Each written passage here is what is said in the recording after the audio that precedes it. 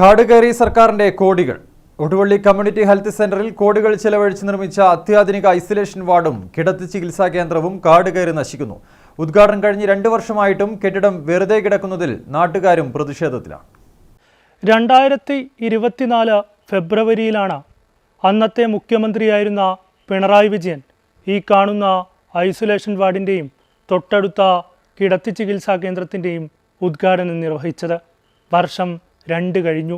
ഇപ്പോൾ കെട്ടിടത്തിൻ്റെ അവസ്ഥ ഇങ്ങനെ. പേരിന് ഉദ്ഘാടനം നടന്നു, പിന്നീട് ആരും തിരിഞ്ഞു നോക്കിയില്ല.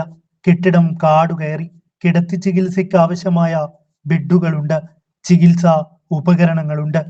കോടികൾ മുടക്കി ഈ സമുച്ചയമൊക്കെ ഉണ്ടാക്കി ഇങ്ങനെ കാട് പിടിച്ച് കിടക്കാമെന്ന് മാത്രം. ഇവിടെ കിടത്തി ചികിത്സ പുനരാരംഭിക്കുകയാണ്. ചെണ്ട് ഇവിടെ ഉണ്ടായിരുന്ന സംഭവങ്ങളായിരുന്നു. 2024 ഫെബ്രുവരി മാസമാണ് ഇത് ഐസൊലേഷൻ വാർഡ് ഉദ്ഘാടനം ചെയ്തത്.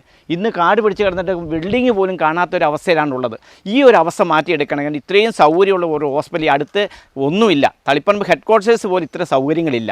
അത്രയും കിടത്തി ചികിത്സിച്ച് കേൾക്കാൻ പറ്റുന്നുള്ള എല്ലാ സൗകര്യമുള്ള ഈ സമുച്ചയം ഇങ്ങനെ കാട് പിടിച്ച് കിടക്കുന്നത് അധികൃതർ കണ്ണു തുറക്കുന്ന സമയം അതിക്രമിച്ചിരിക്കുന്നു. തീർച്ചയായിട്ടും എത്രയും പെട്ടെന്ന് നടപടി ഉണ്ടായിട്ട് ഈ സമീപ പ്രദേശത്തുള്ള ജനങ്ങളെ രക്ഷിക്കാൻ ഏകമാർഗ്ഗം എത്രയും ആകെ ഒരു 10 രൂപ കൊടുത്തു കഴിഞ്ഞാൽ മറ്റൊരു സ്ഥലങ്ങളിൽ പോയി കഴിഞ്ഞാൽ 2000-3000 കൊടുത്ത് ചികിത്സിക്കാൻ വെറും 10 രൂപയ്ക്ക് ജനങ്ങൾക്ക് സേവനം കിട്ടിയ സംഭവം. അത് പ്രയോജനപ്പെടുത്തണമെന്ന് അധികൃതരോട് ഞങ്ങൾ ശക്തമുക്തമായിട്ട് ജനങ്ങൾ ആവശ്യപ്പെടുകയാണ്. പൂട്ടിക്കിടക്കുന്ന കെട്ടിടം തെരുവു നായ്ക്കളുടെയും ഇഴജന്തുക്കളുടെയും താവളമായി.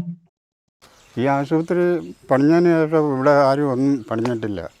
ഇതിങ്ങനെ വെറുതെ കാട് കയറി വെറുതെ മനുഷ്യന് ഉപയോഗമില്ലാത്ത രീതി പട്ടികളും ആയിട്ട് കിടക്കുകയാണ്. എന്തെങ്കിലും ഒരു ഉപകാരപ്പെടണ്ടേ? ഇപ്പോൾ എത്ര വർഷമായി എത്ര കോടിയാണ് മുടക്കി, അതിന് പ്രയോജനമില്ല. മലയോര മേഖലയിലെ ഏറ്റവും കൂടുതൽ ജനങ്ങൾ ആശ്രയിക്കുന്ന ആശുപത്രി കിടത്തി ചികിത്സ തുടങ്ങിയാൽ ഒരുപാട് ജനങ്ങൾക്ക് ആശ്വാസകരമാകുമായിരുന്നു. ജനങ്ങളുടെ കോടികളാണ് കാടുകയറിയത്. ആർക്കും ഉപകാരമില്ലാതെ എന്തിനാണ് ഇങ്ങനെയൊരു കെട്ടിടം നിർമ്മിച്ചു വച്ചത്? മാറി വന്ന സർക്കാരെങ്കിലും അനുകൂല തീരുമാനം ഉണ്ടാക്കുമെന്ന പ്രതീക്ഷയുണ്ട്. ആലക്കോട് നിന്നും അമൽ രാമചന്ദ്രൻ, കണ്ണൂർ വിഷൻ.